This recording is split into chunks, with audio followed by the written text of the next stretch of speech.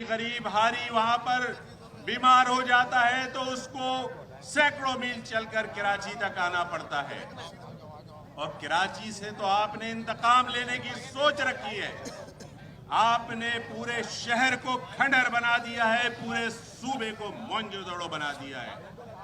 आपकी इस करप्शन से, इस कब्जागिरी से ये मुत्तहदा अपोजिशन ना सिर्फ आपको ये काला कानून बदलने पर मजबूर करेगी, बल्कि सिंध के मजलूमों को आपके इस कब्जे से निजात भी दिलाएगी, पूरे सिंध को आज़ाद कराएगी आपके कब्जे से, और इस सीएम हाउस को भी खाली कराएगी।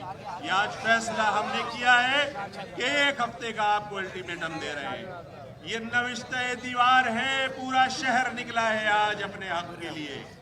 आप वफाक से ये इतराज करते हो कि वफाक आपका हक नहीं देता, एनएफसी के फंड्स नहीं देता। आप उससे ज्यादा जुल्म सिंध के तमाम डिस्ट्रिक्ट्स के साथ करते हो। आप यहाँ की बल्दियाती मकामी हुकूमतों को हक नहीं देते, पीएफसी के ऊपर अमल नहीं करते।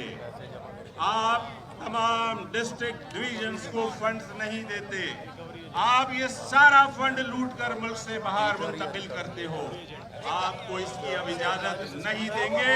1 हफ्ते का वक्त है, सोच लीजिए, फैसला कर लीजिए कि अगर 1 हफ्ते में आपने इस पर अमल नहीं किया या पोजीशन के साथ बैठकर मशावरत करके इस बिल को तब्दील नहीं किया, तो फिर आपके पास भागने का भी रास्ता नहीं होगा।